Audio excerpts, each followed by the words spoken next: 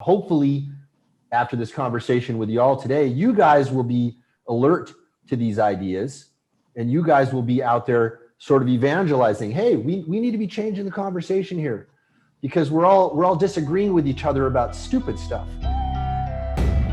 Came out from the bottom, going straight up to the top. While niggas sleeping, yeah, he punching in the clock.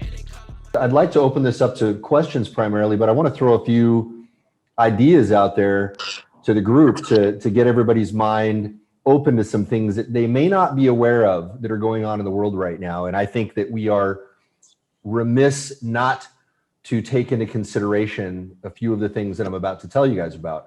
So I want to ask you all a question. If you could predict the future, do you think that would be good? Now that's a philosophical question. Sometimes maybe it's a bad thing, right? You know, maybe you don't want to know how you're going to die. You know, maybe you want a little bit of mystery in your life. But there are some times when it's really good to know how the future's going, right? Right now, we are heading in a particular direction in the future that is very observable and clear. And I want to show you guys a few patterns about that. And when you hear this and you understand it, you're going to watch the news from now on and you're going to go, WTF are these guys even talking about? It's like we're talking about last century's problems, right? We're talking about last century's problems. We're polishing the brass on the Titanic. And if we don't take into consideration the larger picture of the way technology is changing the planet right now, we're having meaningless conversations because technology is going to change the fundamental nature of how we exist on this planet. So I'm often stunned that this is not the primary global conversation happening right now. But hopefully, after this conversation with y'all today, you guys will be alert to these ideas and you guys will be out there sort of evangelizing. Hey, we need to be changing the conversation here because we're all disagreeing with each other about stupid stuff right now, stuff that is absolutely inconsequential in the larger context of what's actually happening. So let's go into history a little bit here. So first off, I just want to tell you guys a few things about me. Thank you for the great intro. I'll add a couple things or emphasize a few things so you guys can understand why what I'm about to tell you is relevant. Not everybody who talks about a particular topic is really qualified to talk about it. I would like to think that I've got a track record that shows you that I'm able to observe the trends that are going on in the world in a way that has given me an advantage. So as was mentioned, I invented the tracking pixel. I started the first ebook publishing company. I started the first ad tracking company. My company was the first to do online sales funnels the way you guys do it now. And this is not really a disputed thing. Like all of the major players recognize all of that. Now, what you have to understand is that it's easy in retrospect to look at those accomplishments and say, wow, that was great. I mean, it's wonderful to create those things. What you don't see is the enormous amount of humiliation that I got from people when I invented a lot of these things. Like when I first published ebooks, I remember I'll punk out one name because it's a really good friend of mine and he always tells this story, right? So I'm not speaking out of turn. He tells this story and he's okay with me telling the story. You guys remember a guy named Dr. Joe Vitale, if you ever saw the movie The Secret. He was the guy with the big Buddha head in The Secret, right? Now, what a lot of people don't know about Joe is that Joe, long before he was a spiritual guru, was one of the greatest marketing gurus on the planet. He's one of the best marketers alive, hands down. He really knows his stuff. Say again? Spiritual marketing. Spiritual marketing, yeah. And so it's good you know that book. So that later got renamed. I love Joe. Joe's a beautiful guy, one of my best friends in the world. And he was forced to rename that book as The Attractor Factor later. We both have the same publisher, John Wiley and Sons. But you know it back from spiritual marketing. That's awesome. So you're old school. Good. Yeah. So Joe, when I came to Joe in the 90s, telling him, hey, man, you have this book that's out of print now called Hypnotic Writing. I would like to publish it as an ebook. And you know what he said? He said, nobody's going to read an ebook, right? And it took me 3 years to convince him to allow me to publish that book as an ebook. The very next day, when he saw all of these emails coming in and he realized he'd made about $50,000 overnight after he finally agreed to allow me to publish it, he was like, let's talk. Let's do a little bit more, okay? So this is the kind of thing that I had to deal with for a long time. It was an uphill battle getting people to understand that, hey, if you put a pixel somewhere, you can track behavior and do all kinds of interesting things. A lot of people were not getting it. It took many, many years before these things became fully understood. And now the pixel that we use today is not a pixel anymore. It's not even, it used to be a 1x1 transparent GIF. Now it's a JavaScript file and there's artificial intelligence behind it. It's evolved into something totally different. So the reason I'm telling you all of that is I just want you to understand the context. There are things that I was able to know way ahead of time. There are things that I think I'm able to know now. But of course, nobody can predict the future, but we can look at trend lines. That's what's really interesting. And there's some very interesting trend lines that I want you guys to pay attention to. So first, I want to go back even further. And I want you guys to think about how technology has changed the world. I talk to some people who say, you know what, the humans are going to be the same no matter what happens in technology. And to that I say, I think that's kind of true, but I think it's also super duper false. Okay, and let me give you a profound example. One of the most important technological advancements in the history of the world. In fact, if this single technological advancement had not occurred, we would not have civilization the way we have it right now. And that advancement is what we know as agriculture. Before we had agriculture, we were hunters and gatherers. When we invented agriculture, suddenly we were tied to the land. And when we were tied to the land, that allowed cities to come up. Now, if you look at the Latin etymology of the word civilization, it comes from the Latin word civis, which means city. Okay. Without cities, we don't have civilization. Without agriculture, we don't have cities. Now think about it. We were running around hunting and gathering, shooting, well, not shooting, but using bows and arrows, probably, and hatchets and things to kill animals, to eat them, and gathering, berries and whatnot. But then suddenly we were tied to the land. That means that we didn't have to roam around anymore. That means that we also had a little bit of extra free time because we didn't have to spend our time walking around getting food. This changed everything, if you can think of that. I mean, you think that we would have become as technologically advanced as we are now if we did not have civilization, if we were still hunting and gathering? We wouldn't have time to invent stuff, man. We'd be inventing better axes and hatchets, better ways to gather food maybe, but we wouldn't have the kind of opportunity that we have as a result of agriculture. That single technological advancement changed the entire face of humanity. Everything that we do as humans changed because of agriculture. That was one technological shift. Now, that technological shift is what we call a paradigm shift. What most people are not aware of is that the period of time in between paradigm shifts has been halving itself over time. It's been halving itself over time. So I'm just going to come up with a BS timeline here. Okay, imagine, 200,000 years ago, we discovered fire. 100,000 years ago, agriculture. 50,000 years ago, you see where I'm going with this, right? It keeps having 200,000, 100,000, 50,000, 25,000, 12,500. It keeps having itself. That means if you were to put it out on a graph, the speed of technological advancement has been doubling. It has been doubling. And we are at a point now where every day there is a paradigm shift occurring in one field or another. And in fact, there are paradigm shifts going on in the world right now that you're not even aware of.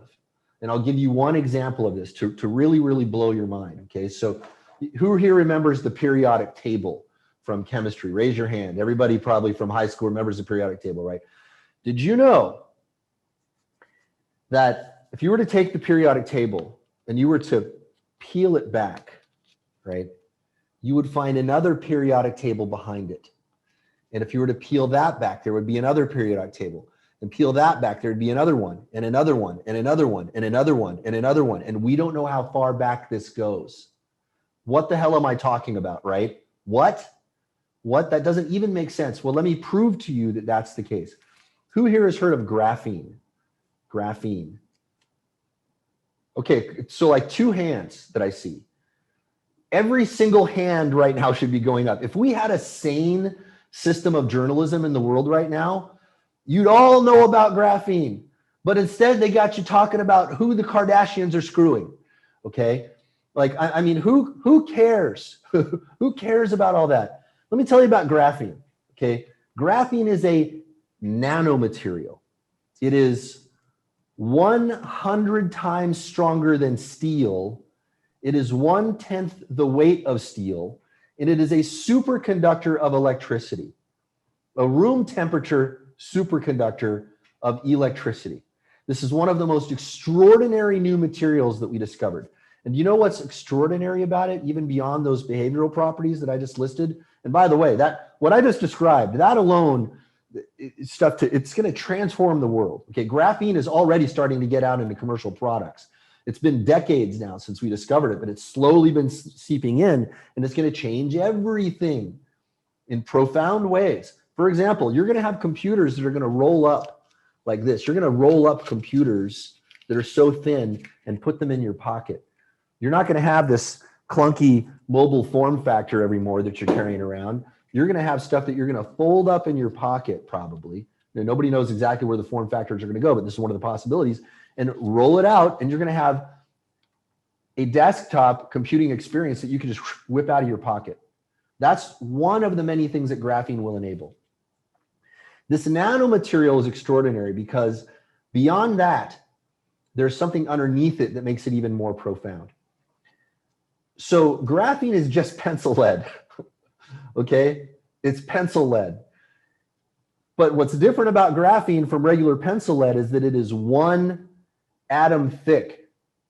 It is one nano layer of pencil lead. But here's what's cool, okay? What we discovered was that if you strip things down to individual nano layers, the behavioral properties of these atoms, somebody over there is going like, oh my God, right? Yes. Okay, if you're going, oh my God right now, you get it, right? You strip it down to one atomic layer thick, and the behavioral properties are totally different.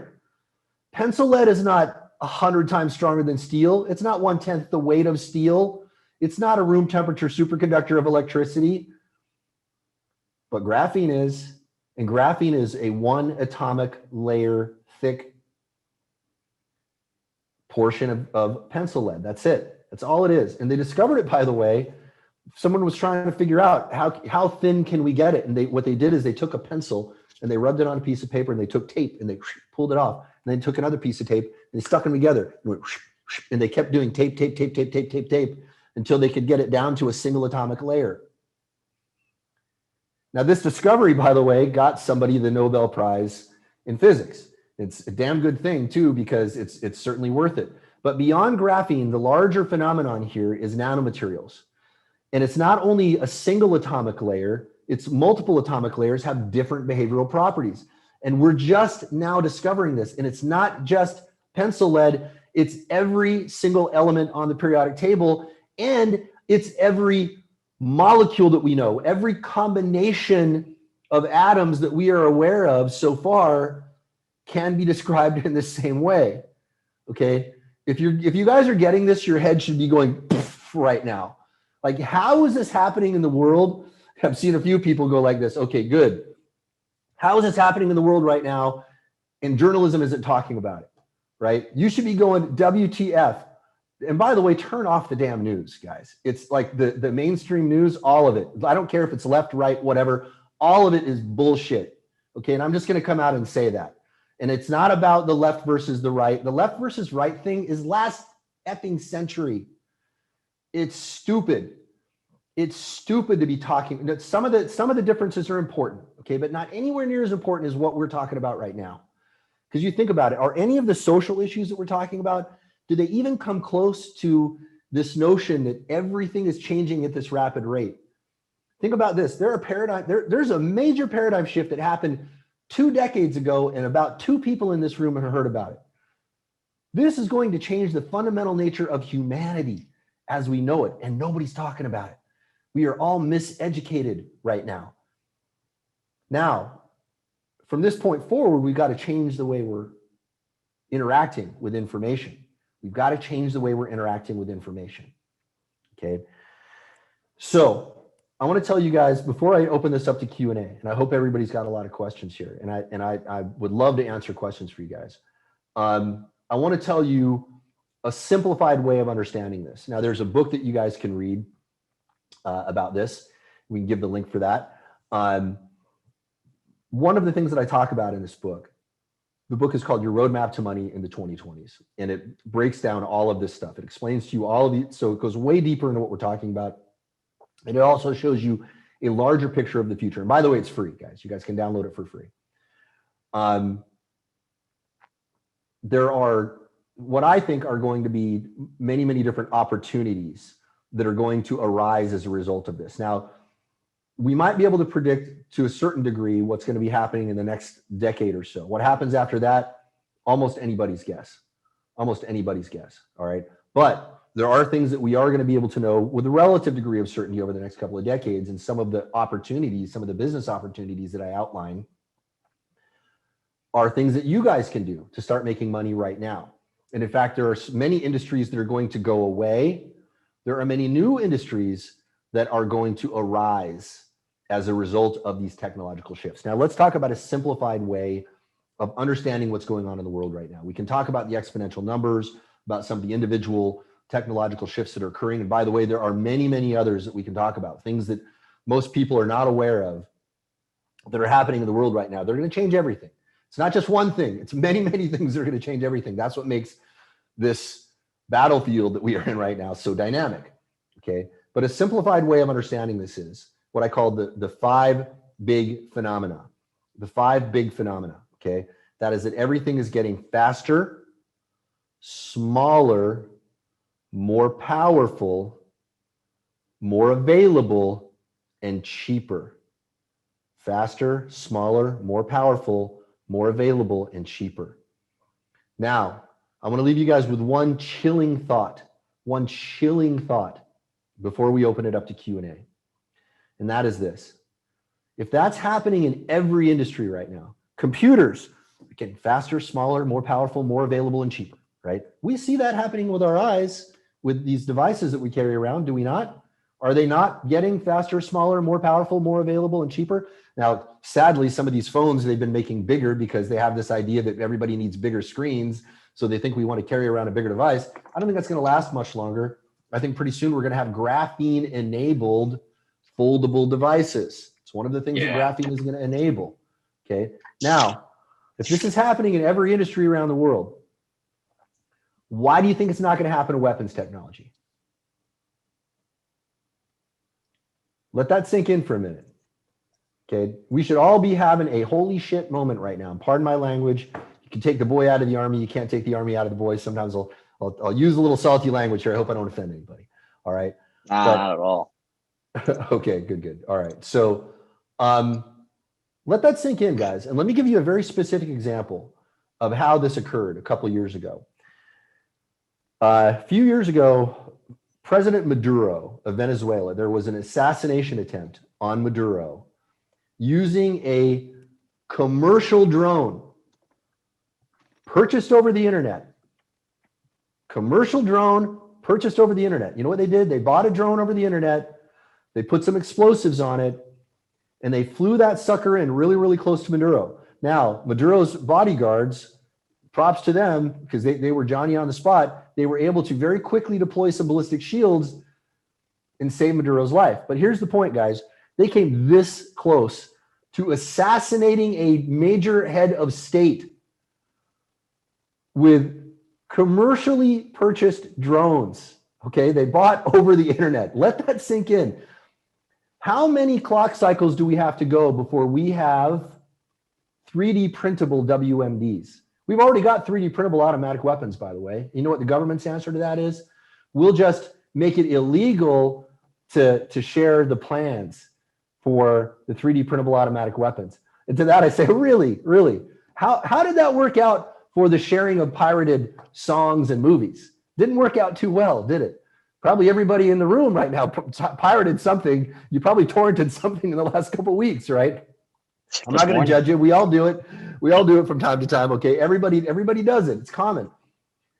These 3D printers, when they first came out, they were like $100,000 machines. Only people, in the industry could have them. Now anybody can own a 3D printer. You can buy a 3D printer on Amazon for about $100 now. Okay, $100. How long before we have 3D printable weapons of mass destruction? And when we have that, what does that mean to society? And what I will tell you is that we need to change the conversation. And I'll just go to part of the punchline here. And that is that I think that the only thing that is going to change all of this is a shift in consciousness. It's only going to take one unhappy person to destroy the whole planet right now. Let that sink in. And we are all in this together. We are all in this together. Right now, we got a lot of people out there trying to pit us against each other. Men versus women, blacks versus whites, old people versus young people. This ideology versus that ideology. It's all a bunch of nonsense. This is not the conversation we should be having, guys. The conversation we should be having right now is how do we raise our consciousness as a species to prevent ourselves from self-destructing? And on that happy note, I will open it up to Q&A. We're in the Matrix. That's wild, man. Almost. That's wild, man. Al. Yeah, I got a question for you, Mark. Absolutely. First of all, I thank you. I'm getting butterflies in the stomach from what you're saying, so like I can feel what you're saying. And I'm just kind of awestruck in a certain sense of, well, I'm gonna rib a little guy a bit on this guy. Is that he just bought a Lambo, I believe, and I want to buy the material for TR3B. You know what a TR3B is? No idea. It's a patent from the U.S. Navy on free energy technology, basically, anti-grav and multiple technologies in what you were kind of referring to. So, I'm just wondering if you heard of anybody doing anything like that on a commercial scale or anything like that, because what you're kind of talking about reminds me of the Kasparov scale, going from type 0 civilization to type 1 civilization. Is that what, okay, so that's what you're getting at in a little bit. So that's one way of looking at it. Yeah, it's cool that you know about that. You must be a sci-fi nerd like me then a little bit, because that's right on. For sure. Beautiful. Yeah, and by the way, sci-fi is probably the single most underrated genre of literature there is. There's some of the most profoundly important literature ever written was science fiction. And science fiction is maligned because we get a lot of, kind of cheesy science fiction out there, but real science fiction is profound. If you guys haven't read 1984 or Brave New World or any of and we're living in that right now, by the way, it's sort of a hybrid of 1984 Brave New World right now. But I mean, science fiction will expand your thinking. And by the way, one of the most influential series of books I ever read was the Foundation trilogy by Isaac Asimov. Classic science fiction. Everybody needs to read. It was one of the things that allowed me to think more clearly about what was going on, because they were positing about what the arc of technology would do to larger civilizations. Now, in terms of anti-gravity, I've only heard rumors about that. I was in the intelligence community for a long time, and I'm open to the notion that maybe we have technology that we're not, getting out there. Of course, we must. I mean, we had stealth technology for decades before we let the world know that we had it. One has to ask, what else do we have? Obviously, I can't talk about anything classified I saw, but I can point you guys to interesting things that you can find through the Freedom of Information Act. I remember I was watching wrestling, of course, professional wrestling, and they do honor to the troops. All right. And then they also did like Air Force, Navy, and then they said Space Force. And I had to take just a quick second and kind of like, wait a sec, did they just actually mention Space Force and thanking them on like TV? I was just like, to me, that was like kind of an epic, like, wait a second here, there's something's going on. A new branch of the military is kind of formed. So it's just very interesting to me to see that. Yeah, absolutely. Well, the Space Force, depending on what people's feelings were about Trump, that was one of the unfortunate things and I won't open up that can of worms. No, it's all good. Yeah, I'm sure half the audience is going to want to stay, half the audience is going to want to leave. And I'm Canadian too, so. Okay, awesome. Well, funnily enough, I've got people like when I used to live in New Zealand, I have some, New Zealander buddies of mine who feel very, very strongly about the U.S. president. And I'm like, okay, whatever. But so when Space Force came out, the people who were anti-Trump, and of course, anything that Trump did, they wanted to say, wasn't important. But the Space Force is a very, very important, it's a very important advancement, no matter how you slice it. Add cyber in front of cyberspace force, and you get a different context to it too. So. That's right. Absolutely right. Yeah. Cyber is, it's funny you bring up cyber. So, we used to talk about different domains of warfare, right? Land, sea, air, the ones that we talk about now, or previously we're talking about. Now, cyber is a different domain. Space is a different domain. We have to think about the cyber domain of combat because, what you guys just saw recently with that pipeline being taken out. And there, anybody here on the East Coast experienced the shortages of fuel there for a little while. So I had to see a couple hands going up. That was a little taste of what cyber warfare can do. Cyber warfare can do that and much worse. All right. And imagine if somebody were to do that in a large, massive scale, by the way. Imagine if someone were to do that in a large, massive scale. And that is some of the kind of stuff that we're looking at right now. Thank you for You're welcome. Appreciate that. Great stuff to bring up, Al. All right, anybody else? Elizabeth, I think you were next. Okay.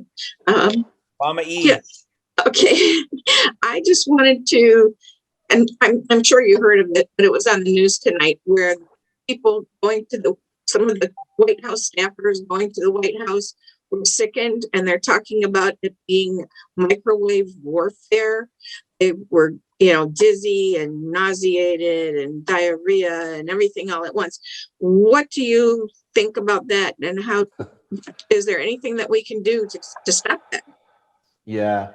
Wow. It's a great question, Elizabeth. And, it's funny, energy directed technology and all that. This was the stuff that was maligned for a long time as conspiracy theory. Right.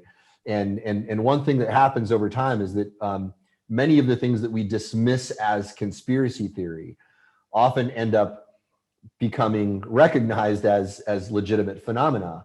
And that is one of them. This is in mainstream news now that these directed energy weapons, we expect, are being used to make people sick. And there are a lot of people all over Washington, D.C. who are suddenly, appearing sick with no explanation. We've known about technology like that for a long time. It probably exists to a degree that we're not aware of at this point. The reason that we cannot prepare for it right now is that we don't know the nature of it. When you don't know the nature of the particular threat, you don't know how to prepare for it. So what I can say is you can do some of the things that I just generally advise everybody to do. Right. There are certain things that you need to do to prepare yourself in general. So one of them, by the way, is to start prioritizing your health. A lot of people think that, well, I'm going to get rich, and when I get rich, I'll fix all of my body problems then. And that's an enormous mistake. It's an enormous mistake. I have been there. You need to prioritize your health starting right now. And that health, by the way, is not just your physical health, it is your mental health. And it's the way you interact with other people, and this is one of the things going on right now with everybody trying to put all of these groups against each other. It's enormously unhealthy for our health. It's horrible. It's bad for our health. Think about it. If you're walking through the day thinking that this particular race of people is your problem and you're angry about them and that they're causing problems for us, you're going to get sick. There is a very, very clear link between the immune system and your mental stress state. levels. Yeah. Right? If your stress levels are high and if you have anger and resentment towards people, it is going to physically lower your health. So think about this, right? We tell people that are members of particular communities who, by the way, minorities in the United States definitely have a harder time than other people, but we're not doing minorities any favors by telling them to get angry about it and to not be proactive, think about that, right? If we're telling people, hey, we want you to do well, but by the way, we're going to make you really, really angry and take away the most important tool you have to help yourself, right? It's one of the worst possible things we can do to people, right? I'm getting some thumbs up about that. All right. So that's the way that we need to be looking at this, guys. We're one human species. We share way more in common than our differences. Clearly. And that's what we got. And if we don't band together, we're going to have a very, very tough road ahead. We're going to have a tough road ahead regardless, but it's going to be even harder if we don't drop all this bullshit and figure out how to do a lot better than we are right now. All right, Elizabeth. Mark, can I say something really quick? I'm just astounded by how much knowledge and everything you're dropping. I'm sitting in the background doing some work, but honestly, thank you so much for being here with us. Really. Yes, thank you. We appreciate it. Thanks for the kind words, guys. I appreciate it. Thank you for that. I think up next we got Raymond Thomas. Thanks, Elizabeth. I hope that answered your question.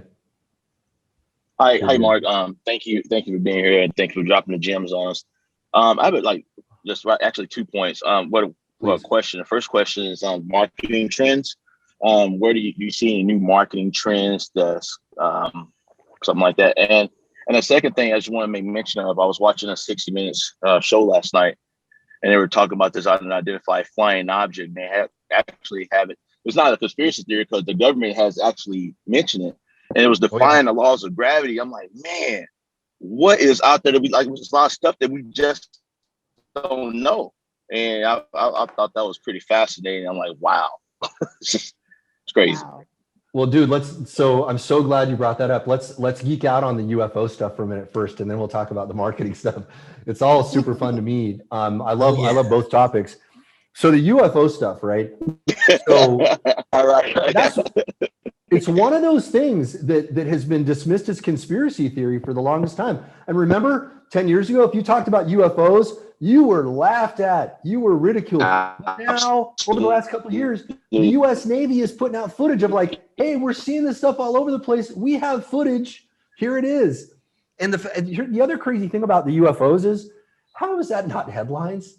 We're like, the U.S. Navy just took pictures of a spherical object that was having behavioral properties that no known object in our arsenal could do, defying the known laws of physics, drops into water and disappears, and that's not a headline. How are we not talking? It's astonishing to me.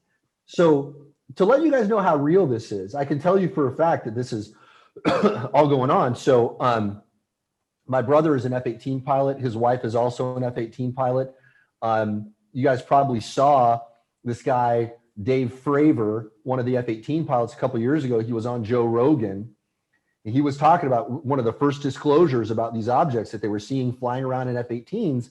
And my brother was like, yeah, that guy, I used to serve with him. So I tell you right now, that's a real F-18 pilot. These guys are telling real stories. I talk to F-18 pilots all the time.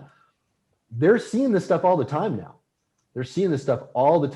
Now, we can hypothesize about what this is. Maybe the government has known about it for a long time, and they're just now revealing it. Maybe it's a government program that's mind control. Maybe it's fake. I mean, who knows what's really going on, right? I mean, I'm open to all possibilities, and I'm not going to discount anything.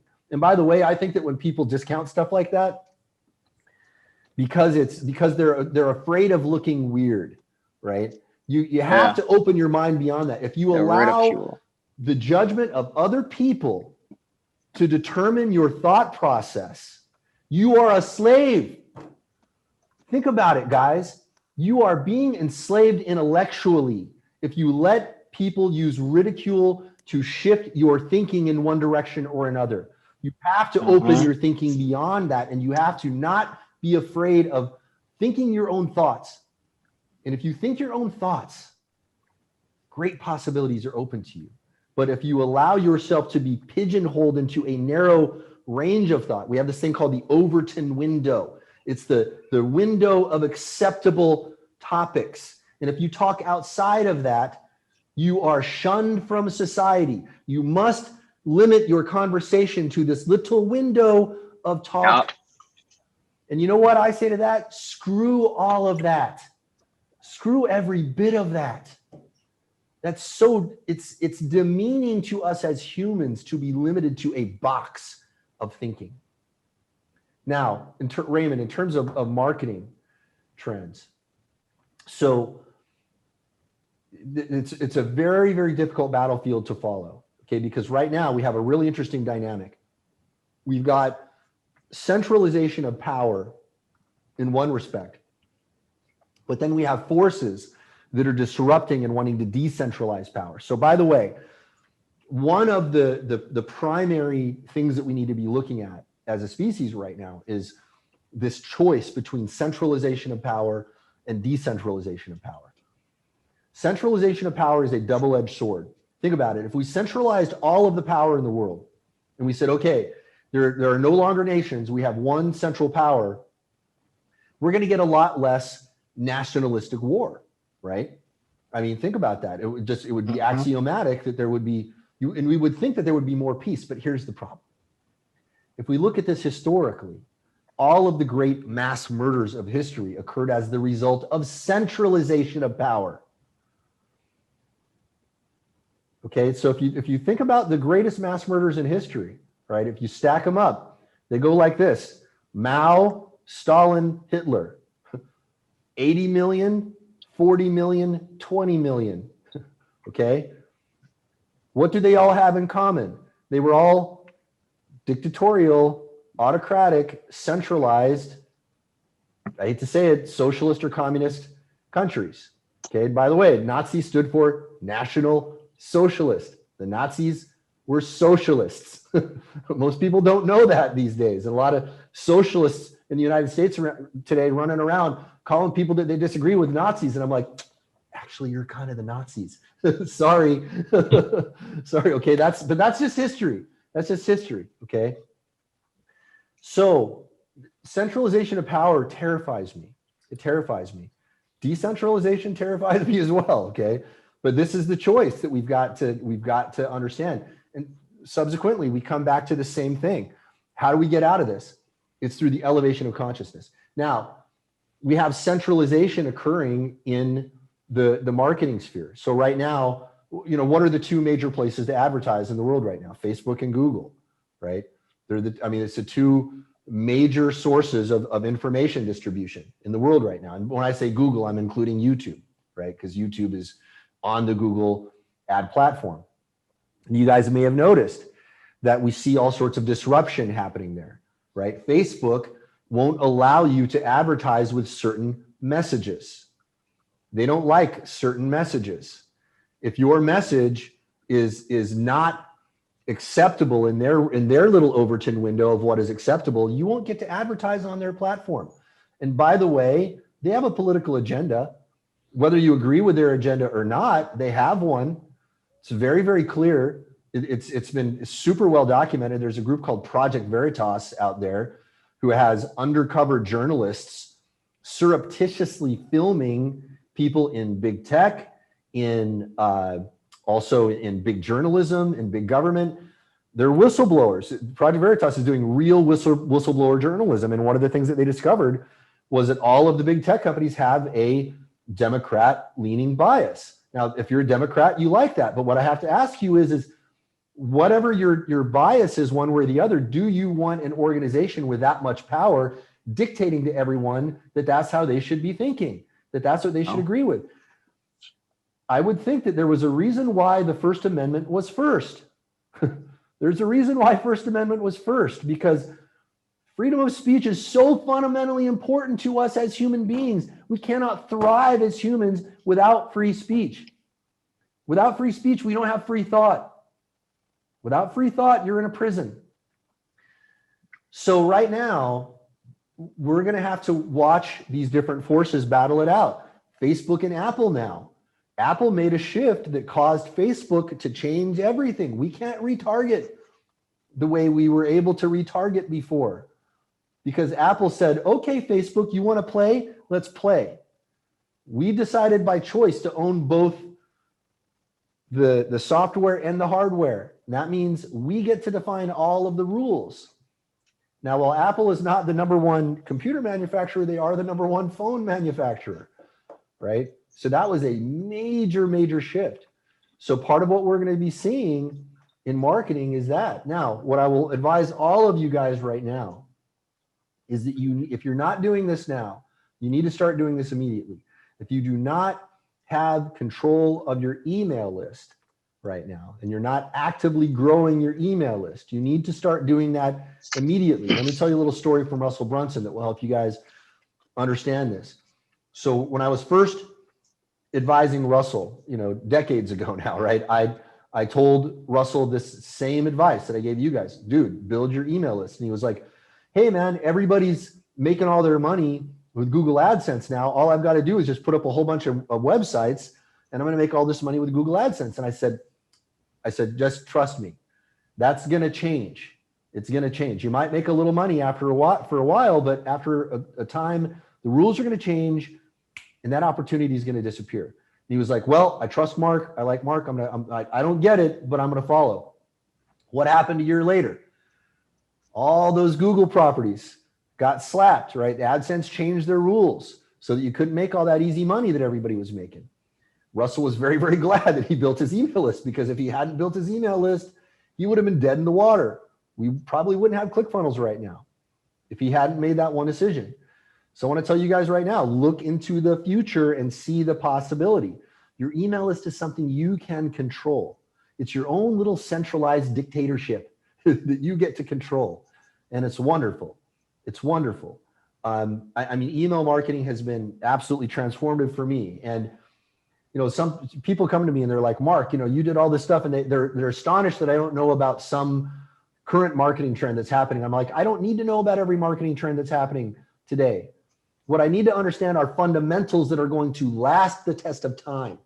And Raymond, that is the ultimate point of what I want to get at to you, my friend, is to tell you to start focusing on fundamentals that will last the test of time. Don't get drawn in by the shiny objects. Shiny objects come and go. Fundamental principles tend to last longer.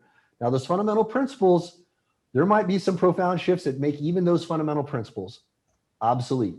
We have to be ready for that. And that's why we've got to start prioritizing even more fundamental things like our health.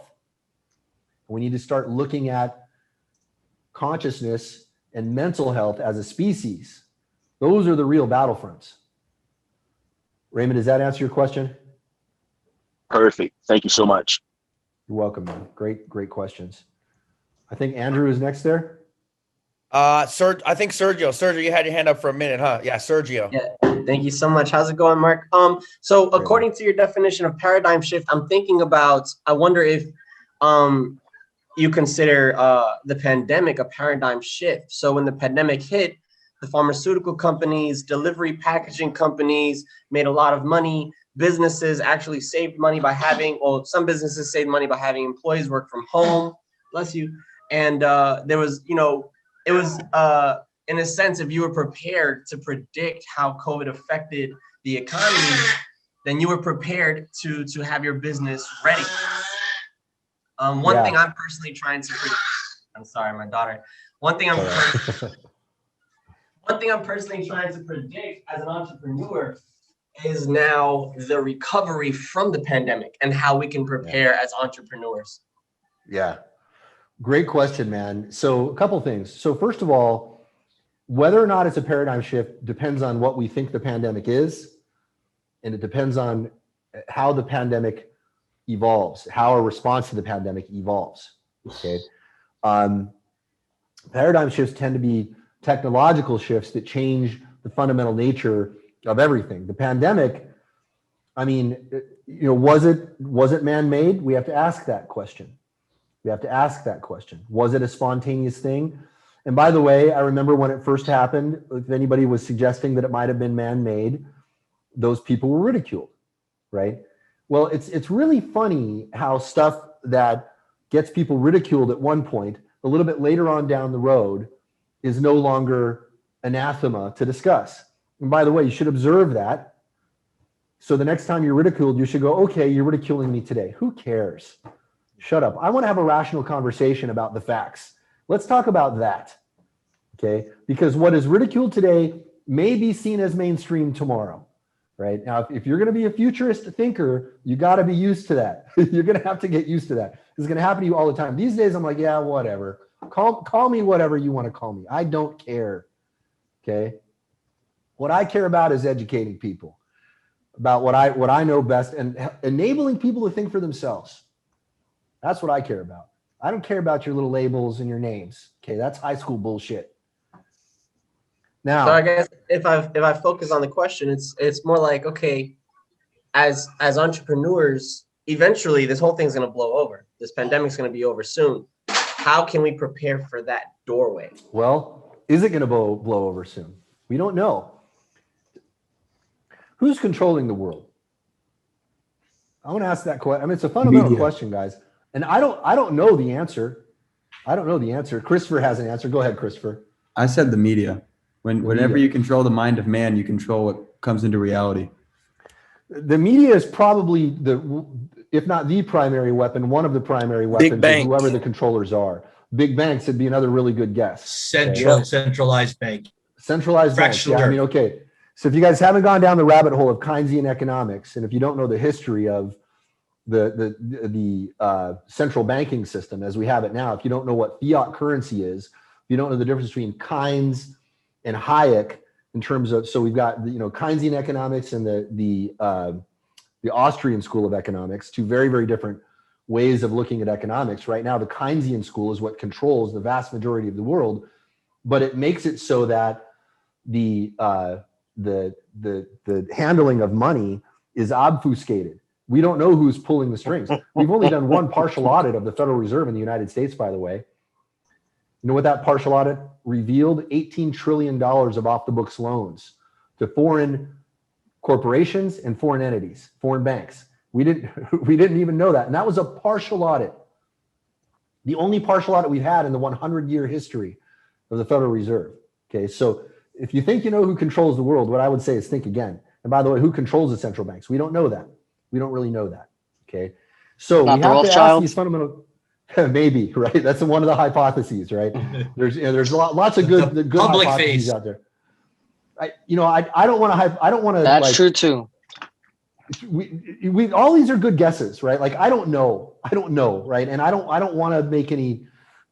I like to look at things that I can know for sure. I can play the game of like, yeah, let's think about what if, and that's fun. But what's more Plus, we're being interesting to me is- watched. yes. What do we actually know that we can see that's happening? That's the primary thing that we have to look at. And by the way, it's very important to disambiguate the things that you can know and the things that you can speculate about. I know a lot of people who are into these topics and they're super into all the speculative stuff and they're certain of their speculation. And I tell them, don't be so certain of your speculation. Okay. Recognize what is speculation as speculation and recognize what you know as what you know. And even what you don't know as well as you think you do. Right. So all of this is, now it may seem like it's a tangent from Sergio's excellent question, but it's a fundamental one that you have to know. Now, a few years ago, I was telling people in a seminar, they were asking me like, hey, what do you think the biggest threat is in the world right now? And I said, it's probably going to be bioweapons. And there's a lot of evidence right now that there was gain of function research done on the coronavirus. That's documented. Okay. There was gain of function research done. Now, and there are a lot of earmarks in the coronavirus that show that it's not necessarily an organic thing. And this is becoming a more of a mainstream hypothesis now. For the longest time there, we couldn't bring this up. So we don't know how coronavirus is going to change us. We don't know if the vaccine is going to have effects on people. I mean, this is a brand new kind of vaccine and we're rushing it out to people. I'm a little bit concerned about all these things, to be honest with you. And I don't know what the intentions are. If it was a man-made thing, what were the intentions of the people who made it? Who are they? Without knowing these things, it's very, very hard to guess. These are unknowables. These are unknowables. Individual events like this, very, very hard to know, very hard to predict. So what I want to train you guys to do is to look at the larger trends, to look at the larger phenomena, and use those to inform your decisions about what you want to do in your business. So Sergio, I feel like I've got to tell you a little bit more about coronavirus. I mean, what I'm telling people is focus on fundamentals, right? And be ready to be pivotable as a business. Okay, because it's not just coronavirus, it's every one of these other threats that we're talking about as a result of these technological shifts that are occurring. These are the things that we need to be watching. And if we're dealing with an inherently unknowable, volatile environment, then we have to think in a different way. Because think about this. What if you create a marketing technique that is rendered obsolete overnight by some shift in technology that you could not predict? What are you going to do? What if the product that you build is rendered obsolete overnight by some technological shift that you could not predict? What are you going to do? You've got to be pivotable as a business. Pivotable as a business. I'll tell you guys one great example of a pivot. Did you know that YouTube was a dating site when it first came out? Who here knew that? Couple people knew. Okay. It was a great idea. If you ever been on a date from a dating site, you know that the pictures don't always tell the truth, right? Okay, so if somebody told me, hey, a video is a little better way to give you an idea of what somebody's actually like, I would think, what a wonderful idea. Totally bombed. But they said, hey, you know what? We failed as a dating site, but you know what? We've got this badass video streaming technology that we created. Why don't we just try to create a video sharing platform? And the rest is history. If they had not pivoted, YouTube would not, I mean, we'd have some video sharing service out there that would be dominant, but it wouldn't have been YouTube. This is what happens to most businesses when they fail. They go, well, that's it. We failed. We're going to have to shut everything down and restart. Pivoting allows you to keep the same systems, more or less, the same culture, the same organization. You don't have to build everything from ground up. And then you pivot into the next idea. So what I would tell you, Sergio, it's a long-winded way of getting to that main point. What you need to advise your people is to be pivotable. That is the single most important thing. Hey, Mark. Does that make sense, Sergio? Mark, I have a follow-up question on that. I noticed somebody in the comments went ahead. Is this a good idea to have like a plan B, a plan C? And I'd love to kind of hear your opinion between going all in with it and having the ability to be pivotable at any point, or is it a matter of like having a plan B, a plan C, that if something doesn't work, then you go after that? You know, it's a really good question. It's a philosophical one. I'm a big fan of a burn all your ships approach. You know, it forces you psychologically to not go, well, I got my plan B, so I can kind of go half-ass on plan A. No, go balls deep on plan A. Okay. Do the whole thing. Do it as hard as you can. All right. You can have a plan B and a plan C, but sometimes I like not having one and saying, you know what? The universe is infinite. I will get an idea. All right. I will figure out a way to pivot when the time comes, but I'm not going to exercise a shred of intellectual firepower on that until the moment is right. Sometimes that's a smart way to go about things, sometimes not.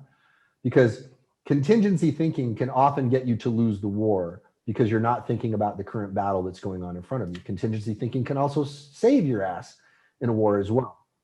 It's a double-edged sword. There's no 100% right answer, but I'm giving you guys an idea of what the pros and cons are of both ways of thinking. You've got to decide for yourself in your situation which one is best for you. And I wish I could give you a simpler, easier answer, but it would be a lie. Absolutely. That's great. I appreciate it.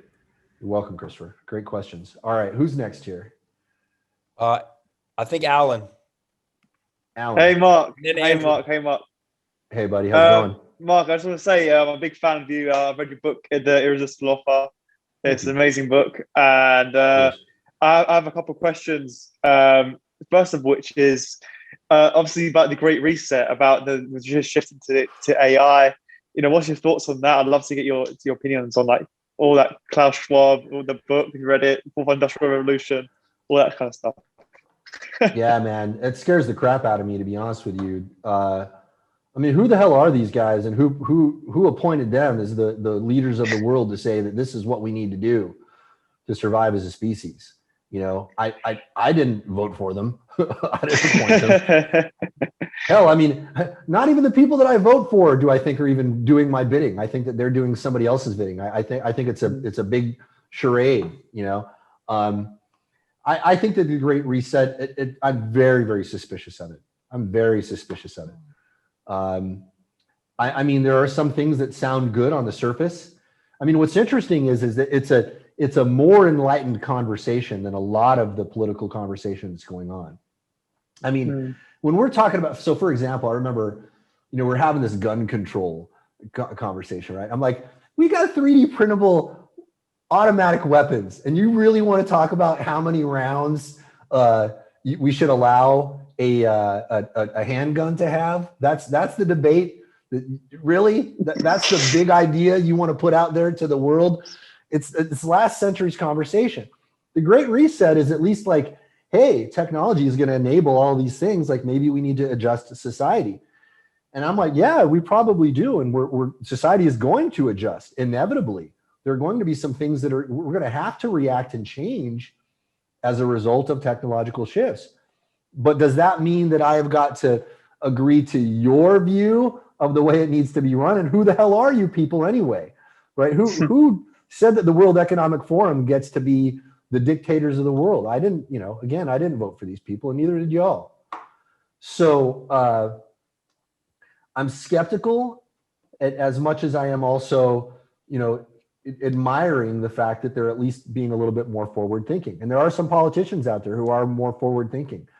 You know, I don't know if, you know, universal basic income is going to be the answer. It may be inevitable, but there are guys out there who are talking about universal basic income. Now, you know, we may not have automation in the way that people imagine it and envision it right now, but we know for a fact that automation has already caused a lot of layoffs to occur, and it's probably going to cause a lot more to occur. And AI doesn't have to be general AI that rivals human intelligence. It doesn't have to be disruptive. That's one of the debates, by the way, about AI is, will AI really be like human intelligence? So you guys can read in the book, Your Roadmap to Money in the 2020s.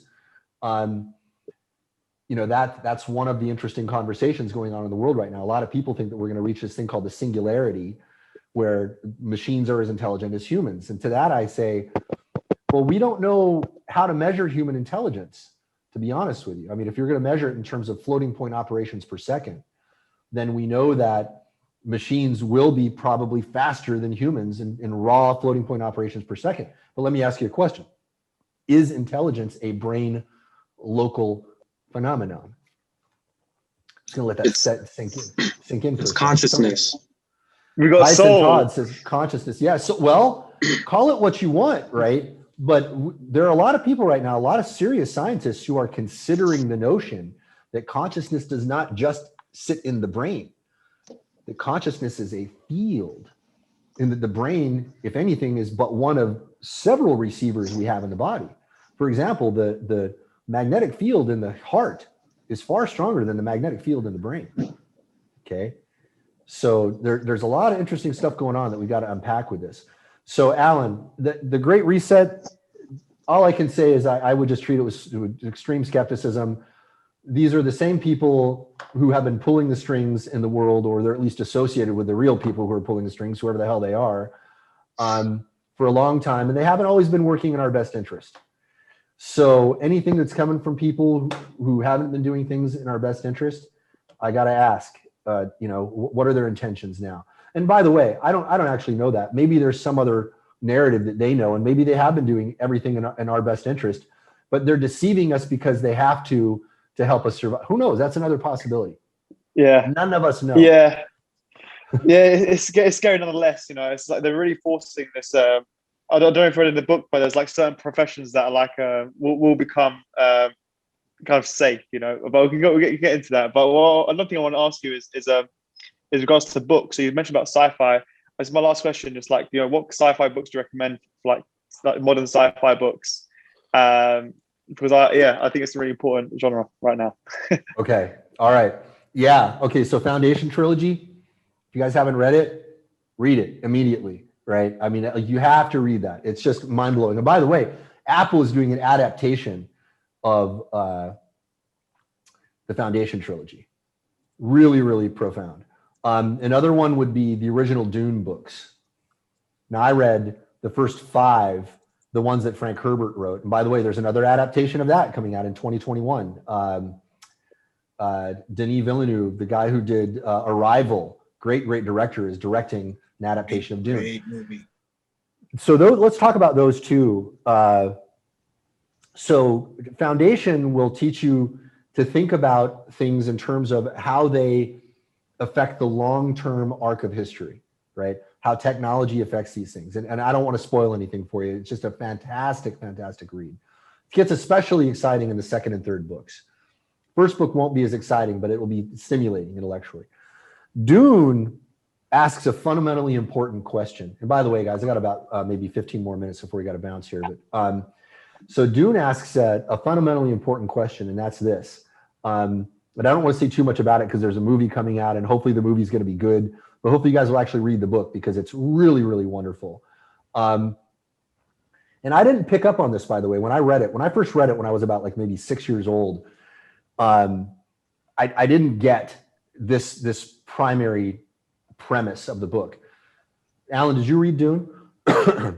No. The thing is, I don't read sci-fi, but it's something that I feel like is really important to get into, especially in this day and age where things are moving so quickly. I want to be able to predict. So, like you said, I'm unpredictable. If I know as much, if I can prepare for the future as best as possible, then therefore I can pivot maybe with a more educated kind of guess. That makes sense. So Dune is a great one to start with, man.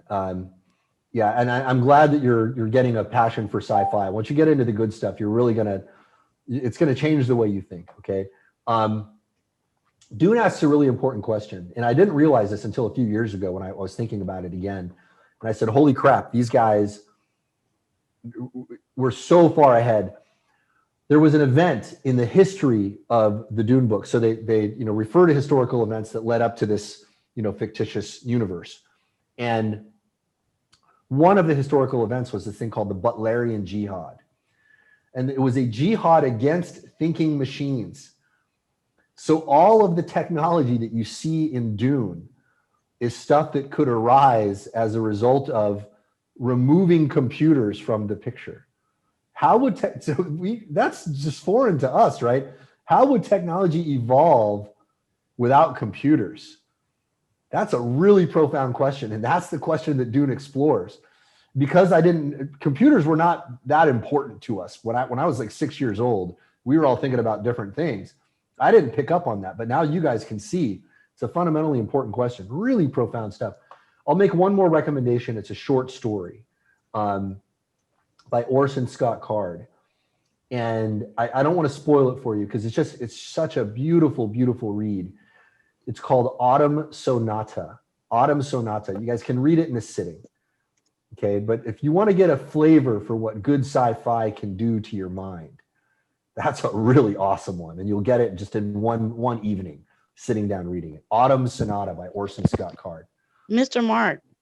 Yes, ma'am. Have you ever read Tuck Everlasting or heard of it? I have not. I've heard of that, but I haven't read it. It was like they had drank this water and they kind of lived forever. It was kind of like a dystopia.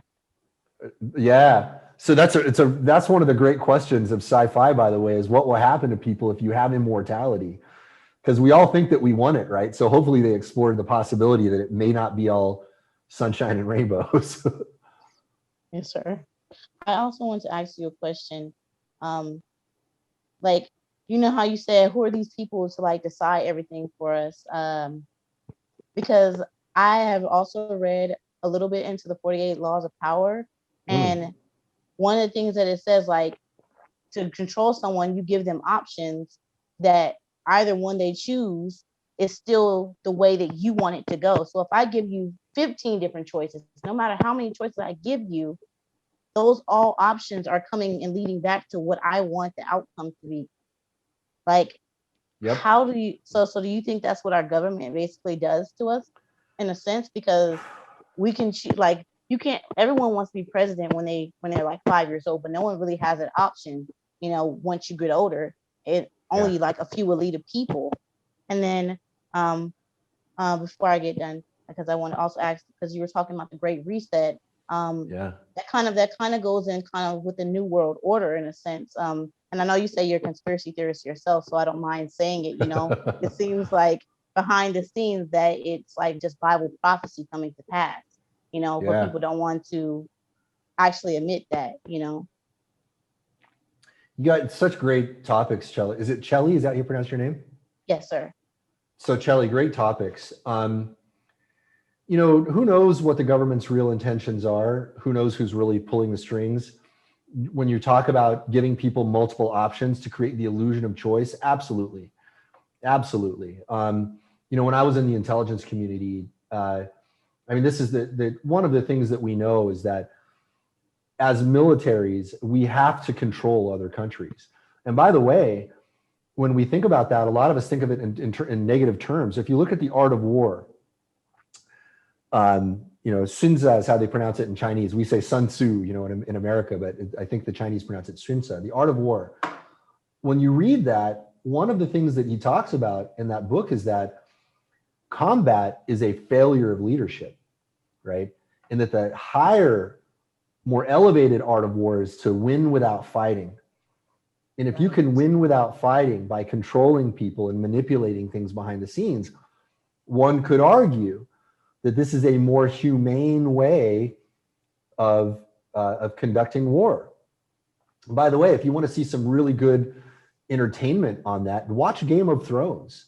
Game of Thrones actually did a really good job of deconstructing how a lot of that stuff worked. It was, up until the point where the George R.R. Martin books ran out, I think the series kind of went downhill after that. I think it was season 5 where the George R.R. Martin book stopped. But up to the end of the George R.R. Martin books, you could watch that series, and they did a really good job of explaining how these power dynamics play out. Some beautiful, beautiful scenes in there that illustrate fundamentally important principles of power beautifully. And in terms of biblical prophecy, so it's interesting, right? So I'm open to all interpretations. So is it biblical prophecy coming true? Or here's another We are theory in the end times, yeah. Or are we in end times, right? Who knows, right? So now another way of looking at it is that there are people who have kicked around this term for a long time. One of my old friends, this guy, Robert Anton Wilson, was one of the early conspiracy theorists, right? Bob and I read his books when I was a young man and then got to be friends with him later on in life, which is just a great treat for me. I published some of his stuff, and he became a great, great friend. And one of the things that he talked about was this topic of immanentizing the eschaton. What does that mean? So the eschaton is the end of the world. Eschatology is the study of the end of the world. And there are people, he says, that are like, okay, whether or not biblical end times are real, there are people who believe that they are. So let us manipulate the world to look as if the end times are occurring, right? And use that as a way to control everybody. And I'm not saying that that's what's happening. I'm just saying that that's another possibility that's certainly worth considering. Yes, sir.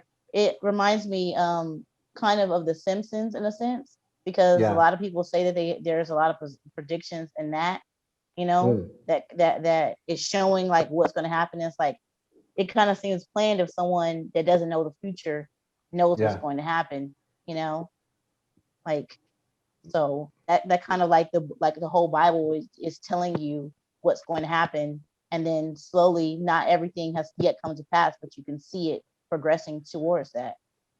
Yeah, it's so hard to know, and I'm sort of I'm a very spiritual guy, but I'm also kind of agnostic about the interpretations of that, right? Sometimes I feel like I'm a Christian, sometimes I'm like, I don't know if that's the whole picture, and I don't feel like any particular religion speaks to me completely, right? Because it's so hard. So that when I started, I was kind of a hardcore agnostic for most of my life, and then I started considering Christianity more. And what I came to with Christianity was that there's an approach to Christianity called sola scriptura, right?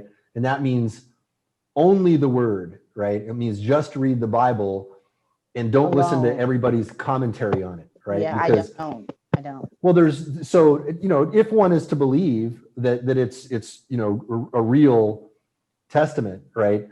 You don't need an intermediary to interpret these things for you, right?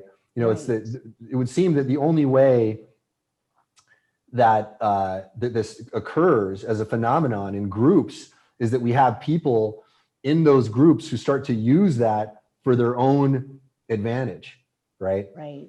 So I mean, I'm very skeptical about organized religion, but I'm super open to spiritual interpretations of things, because I think even, you know, any like honest scientific look at the history of science and the phenomena of the universe would have us open to that possibility. You know, it's funny, Rupert Yes, Sheldrake, really beautiful guy, wrote about this phenomenon called morphic resonance. And by the way, he is a hardcore academic. He has a perfect, like sterling academic pedigree. He has tenure at Trinity and Oxford. Okay, doesn't get much higher in terms of academic pedigree, Right. but he is maligned for some of his theories by a lot of, you know, skeptical scientists, because his theories are outside of the Overton window. But he's very, very rigorous with the documentation of the phenomena that he observes. And one of the things that he said that's so profound is that he said reductionist scientists say, give me one free miracle and I'll explain the rest, right? And it's like, well, what is that free miracle? Well, it's our existence at all. And to me, this is when I was a young kid. I remember when I was about 5, I was staying awake at night, and my parents had to come in and console me, because I was freaking out and crying, and they're like, what's wrong? And I said, how come there's something instead of nothing? Right? And that's the fundamental question that none of us can answer right now. And it's the thing that, if you really think about it, gets you going, well, science, nothing answers that question. And if that doesn't get you to consider the possibility that there is something beyond the realm of what we can observe right now, nothing will. Yes, sir. Mr. Mark, I have a question. Yes, sir. So I came a little late. I came in around when you were talking about how you're going to have to pivot in business and in your, you know, when you're marketing things. And I have a question. How does that ability to pivot really develop within someone? Like, is it an impulse decision made backed by like years of research to where you know what to do when it comes? Or is it more of an uncertain event where you put certainty in it? So where when you want to change your whole way of something to adapt, is it like, oh, you know, I have years of research and I know, you know, this is the best way to go? Or is it more of a, okay, this is a completely new, different thing. I just have to use what I know and hope for the best. Like, what do you really believe that the best way to pivot into new directions is? So first off, I'll just say, Ahmad, drive carefully there. I see you driving. I see part of you in the wheels. So, all right, good. I would say all of the above. Okay, all of the above. Both of those approaches can work, and they will work in different scenarios. And what I would tell you is, if you have been developing that part of your mind, great. If you haven't, you can start that now by you can start forcing yourself to be more flexible in the way you think, by the way. And how do you do that? There's some really interesting practices I can give you guys. One is to start exposing yourself to new ideas, to new environments. So Ahmad, ironically, is driving around right now. One thing that I used to do when I needed to stimulate new ideas, I would get in my car and I would drive, right? There's something about seeing new locations that can stimulate new thought processes, right? When you create new neural pathways, new connections in our mind. And by the way, the one way of looking at the mind is that it's a neural network. When we introduce new input into the neural network, new answers come out of it sometimes. That's one way. Another one is to start considering different ideas. Now, all of us watching right now have certain degrees of bias. We have political bias, we have cultural bias, we have bias in terms of our tastes, right? What I would encourage all of you to do is to start exploring different options. So if you're into music, I remember when I was a kid, all I listened to was like hippie rock when I was a kid, you know, because I was growing up around hippies and they were turning me on to like the Beatles and Led Zeppelin and stuff like that. And then, you know, when I was not a very well-off kid. You know, my family didn't have any money at all. Some of you guys who grew up in the United States, if you know what government cheese is, then you'll know about how I grew up. You know, when we had food, you know, we might have, you know, some 5 for $1 pot pies, and if we were lucky, a slice of government cheese on that, right? And so I grew up in a lot of different neighborhoods, and those different neighborhoods exposed me to different types of culture, to different ideas. The first time I listened to hip hop music, for example, when I was a young man, completely blew my mind. Just absolutely opened up new possibilities. And by the way, if you haven't listened to the old school hip hop or the good hip hop, there's kind of a schism in hip hop. If you follow the history of hip hop, there was the underground and then there was the commercial hip hop, right? There is still the underground sensibility of hip hop that's all about poetry, and it's all about talking about the reality. When I first listened to Grandmaster Flash and the Furious Five, I was like, whoa, what is this? There are people talking about these ideas in music, and that just changed my thinking completely. Then I started listening to classical music. Boom, completely changed my view. I started listening to opera and reading the librettos in different languages, trying to understand that stuff. Boom, blew my mind again. And now, and by the way, I was a bigot about people from the South in the United States. If you grow up in big cities in the US, you become a bigot towards people who are country, right? That's a form of bigotry that a lot of people don't know that they have. But if you're the kind of person who you want to make, so if somebody's raising their hand, or Howard is raising his hand. Howard, I was like you. Or not Howard, I'm sorry, I don't know who that is. It's Bob Harris, I think, was raising his hand. Okay. So yeah, when I wanted to make fun of somebody who was dumb, I would put on a country drawl. Then one day I got my ass kicked by somebody who was a hick. He was a total redneck. He kicked my ass in a game of chess. I said, that's one really smart redneck. And then I joined the Army and I realized, man, there are a lot of really smart rednecks. And in fact, there's some really smart and really dumb people in all of the different social groups. I started to figure that, and some really decent people and some really bad people in all the different social groups. So what I encourage all of you to do, and I just talked about a few different ways you can expose yourself to different types of thinking, find out what all of your biases are and go out and challenge those biases. Read the literature of your political opponents. Listen to the music that you never thought you could appreciate. Ask somebody who likes it and say, tell me what the best stuff is. Because by the way, hip hop, for example, I mean, we've got Grandmaster Flash, and then we've got, you know, Gucci Gang, Gucci Gang, Gucci Gang, Gucci, which is like, I mean, I'm sorry, that's an abomination, right? That's not real hip hop as far as I'm concerned, right? That's like, man, that's a brain rot. You're trying to program kids to be dumb with that music. Amen. That's not hip hop as far as that's like somebody using hip hop to brainwash people for the bad stuff. So find out what the good things are in all of those different areas and expose yourself to them, and you're going to find gems. And that is how you're going to think differently like that. I have a question. Yes, sir. Mark, do you have time? I know you had said you had to go, but I know Andrew's also had his hand up for a minute. So yeah, let's see if we can fire out the last couple of questions. I think we got Andrew, and if we got any others. We just got one more. He's the only person that's had his hand up that hasn't spoke yet. So we're good. Just one question. Appreciate it. Awesome. This goes back to the topic of sci-fi and the question you stated earlier about the ascension of consciousness. What's your take on cybernetic bioware and using that as a way to raise or ascend global conscious? So it's a great question. I am super skeptical and terrified of the possibilities. Okay, so right now Neuralink is the primary, best known example of that. You know, Elon Musk says, it's just a 2 millimeter hole in your head that we're going to drill. Yeah. I mean, I'm just a 2 millimeter hole. Okay, that I feel much better now.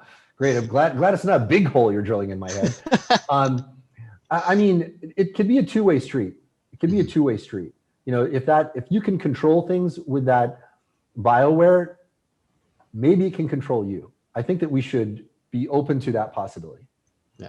I think we should be open to that possibility. Thank you. I think I'm hoping that the better way to elevate our consciousness is that we can discover latent powers in us as we are, right? So I don't know if you guys have read this guy, Graham Hancock. He is a journalist who has gone deep down the rabbit hole of alternative history. And he has some really interesting information to share. And one of the hypotheses that he gives us is that maybe we are a species with amnesia. Maybe we had some really profound power as humans that we have lost sight of. And I'm very open to that possibility. And I will tell you from my own experiences in meditation and martial arts and these different things, that humans are capable of way more than the average person is aware. Way, way more. Okay. I mean, let me give you guys, and look, this is going to sound a little bit like I'm bragging, and I'm not saying this to brag. Okay. I'm just want to give you guys some ideas. So one of my books I wrote in a day. The Irresistible Offer I wrote in a day. It was one very caffeinated day. I was in a coma for about 2 weeks after the fact, but it was one day. Okay. Now, that book is now in 25 languages. I dropped out of school. I hardly went to school when I was a kid. My parents just didn't force me to go. I just taught myself. I just went to libraries, I read, and then I took a high school equivalency, went to college, dropped out of college. Then I got my degree through independent study. Okay. But now my books are university textbooks. How probable do you think that is? How probable do you think that is? Somebody without formal education is writing textbooks for universities now. And one of those books, the one that's the most common one that's used as a textbook in universities, The Irresistible Offer, I wrote in one day. Wow. That's amazing. If somebody had told me that I would do that when I was 5, I would be like, you're crazy. You're crazy. There's no way. Like that's not possible humanly. And I don't see that vision for myself as well. You guys are all capable of way more than you think. I can tell you, as matter of factly, there is potential inside of you, each of you. And you may have very low self-esteem. And I ask you to challenge that. Okay. You are capable of way more than you think.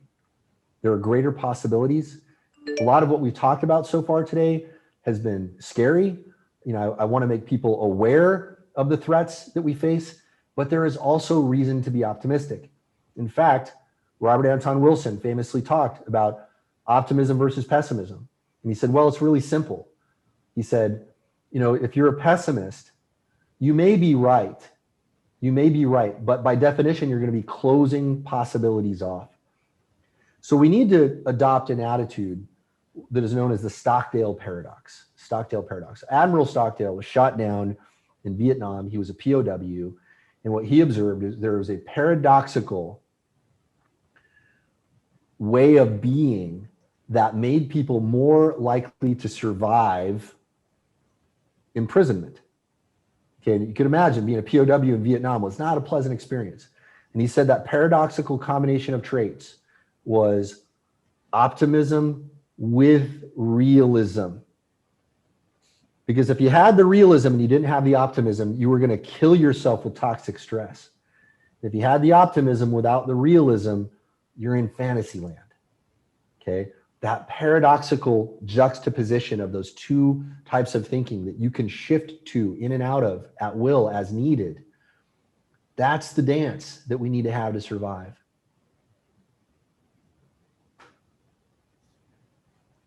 Awesome. All right, guys. Anything else before we adjourn for today? I love everything I'm you gonna let you said, go, man. Mark. These guys will talk to you forever, but I think this, like I came on here, if you ask these guys, I came on here different than I would normally come on when there's somebody on here, just because the vibe with you was, you're like a smart guy. You know what I mean? I knew this was going to be, Thank you. Most of the time we have guys come on here, it's very energetic. There's like a lot of hoorah-rah talking about their success, their story.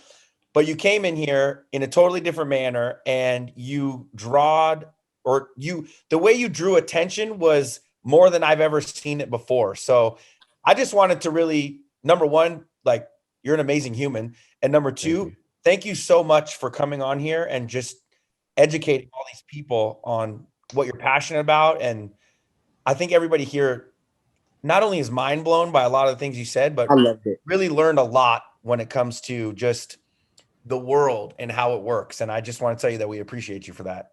Really appreciate it, Mark. Yes. Thank you, Mark. Very appreciative. Thank you. Thank you guys very much. Thank you so Appreciate it. much. Mark, I came in listen, with like go ahead. 20 minutes left, and I just, I literally was surprised because I came in the middle of nowhere and it just hit me so fast, and I got, I attached to the word so fast. You're a very wise person. I'm definitely going to be looking into your books and your videos and your content. Thank you, man. I appreciate that. On that note, do we have a link for the book? Did they give you a redirect there?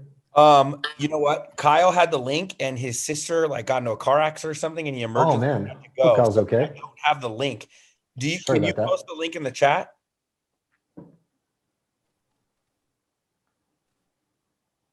Yeah, please follow me. Yeah, I want you guys to read this. So while they're posting that there, what this is a link for the book, Your Roadmap to Money in the 2020s.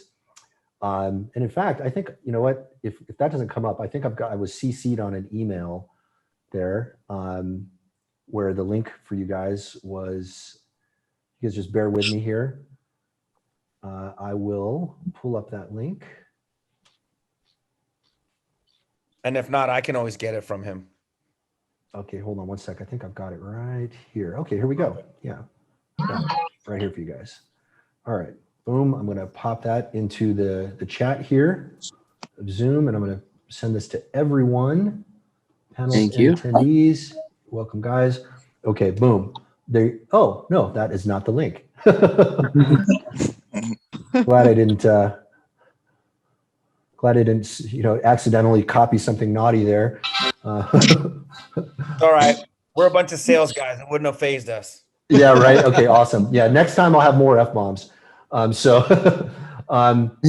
guys, there's a link to the book, Your Roadmap to Money in the 2020s. So that's free. There's also a masterclass that goes with that if you guys want to go into a deeper dive. Also free.